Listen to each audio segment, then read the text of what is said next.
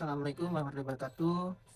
Di sini saya akan kembali menjelaskan dan merefleksikan materi terkait tahap akhir adjourning dalam mata kuliah teori bimbingan kelompok. Langsung saja kita mulai di bagian awal, yaitu pengertian tahap adjourning.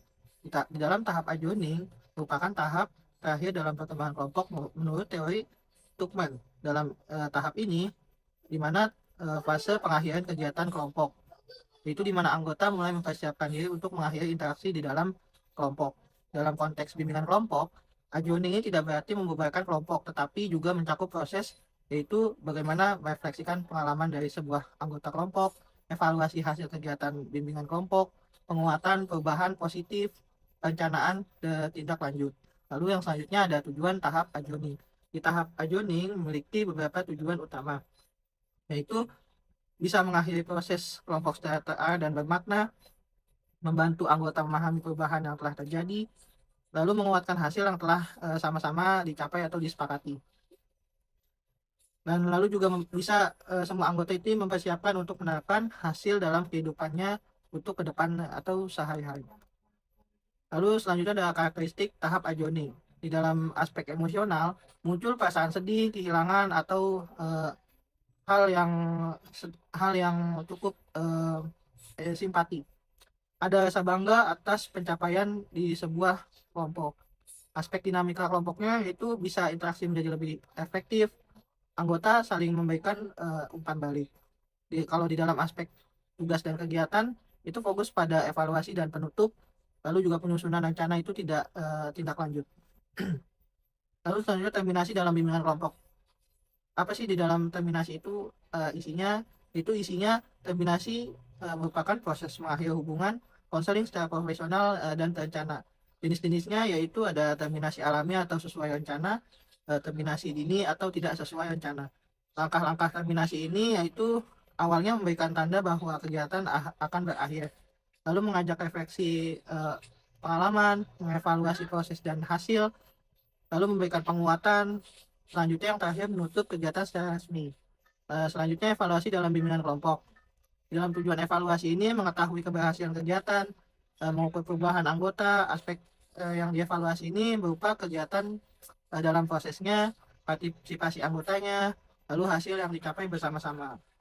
Di dalam aspek yang dievaluasi tentunya membutuhkan metode evaluasi. Di dalam metode evaluasi ini bisa menggunakan observasi, wawancara, atau angket dan juga kuesioner. Tindak lanjut. Di dalam tindak lanjut merupakan upaya untuk memastikan hasil bimbingan tetap berlanjut setelah kegiatan selesai. Lalu bentuk tindak lanjut itu seperti apa? Di dalam bentuk tindak lanjutnya seperti konseling individu lanjutan, monitor perkembangan, pembagian tugas atau rencana aksi. Lalu bagaimana peran konselor pada tahap adjourning? Peran konselor pada tahap adjourning ini atau tahap akhir meliputi memfasilitasi refleksi anggota, memberikan penguatan, membantu anggota menyimpulkan pengalaman, lalu menutup kegiatan secara profesional. Lanjut ke refleksi tambahan, yaitu bagaimana sih implementasi bimbingan kelompok dalam berbagai bidang. Setelah memahami materi tahap adjourning ini, saya tuh menyadari bahwa bimbingan kelompok itu memiliki implementasi yang luas. Yang pertama itu di bidang karir. Dalam bimbingan karir, tahap adjourning itu membantu individu menyimpulkan pilihan karir yang menyusun rencana masa depan. Penutupan yang baik membuat peserta itu lebih yakin dalam mengambil keputusan. Lalu bidang sosial. Dalam bidang sosial, tahap ini membantu individu menerapkan keterampilan komunikasi dan hubungan interpersonal yang telah dipelajari dalam kelompok. Selanjutnya ada bidang pribadi. Di dalam bidang pribadi, dalam pengembangan pribadi ada tahap adjourning yang menjadikan momen-momen penting untuk menyadari perubahan diri, seperti meningkatkan kepercayaan diri dan kemampuan mengelola emosi. Lalu setelah itu ada artikel refleksi dan artikel bimbingan kelompok. Setelah membaca sebagai sumber tentang bimbingan kelompok, saya tuh memahami bahwa tahap adjourning ini sering dianggap sepele. Kenapa sepele? Padahal justru itu menentukan keberhasilan yang jangka panjang. Artikel yang saya pelajari menekankan bahwa tanpa evaluasi dan tindak lanjut yang jelas, perubahan yang dialami anggota itu bisa bersifat sementara. Oleh karena itu, tahap akhir harus dilakukan secara terstruktur, bukan sekedar formalitas. Saya juga menyadari bahwa refleksi bersama dalam kelompok memberikan dampak yang kuat karena anggota dapat melihat perkembangan dirinya dari sudut pandang orang lain. Lalu selanjutnya bagaimana cara menutup layanan bimbingan kelompok berdasarkan materi yang sudah saya pelajari. Penutupan layanan bimbingan kelompok sebaiknya dilakukan melalui langkah-langkah berikut. Yang pertama bisa melakukan refleksi bersama. Di dalam refleksi bersama ini kegiatannya yaitu anggota saling mengungkapkan pengalaman dan perubahan yang dirasakan. Lalu evaluasi kegiatan. Evaluasi kegiatan ini menilai proses dan hasil selama kegiatan berlangsung. Lalu selanjutnya penguatan. Di dalam penguatan, konselor memberikan apresiasi terhadap perkembangan tiap anggota kelompok. Selanjutnya pesan dan kesan. Anggota menyampaikan kesan dan pesan selama mengikuti kegiatan bimbingan kelompok. Selanjutnya ada tindak lanjut, menyusun rencana penerapan hasil bimbingan.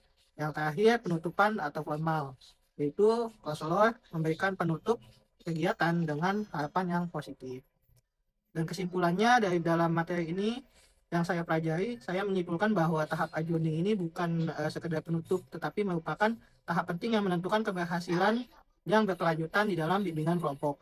Penutupan yang dilakukan dengan baik, maka akan membantu anggota dalam bimbingan kelompok membawa perubahan ke dalam positif untuk kehidupan nyatanya. Sekian dari penjelasan dan refleksi dari kelompok untuk kelompok 5. Sekian dan terima kasih.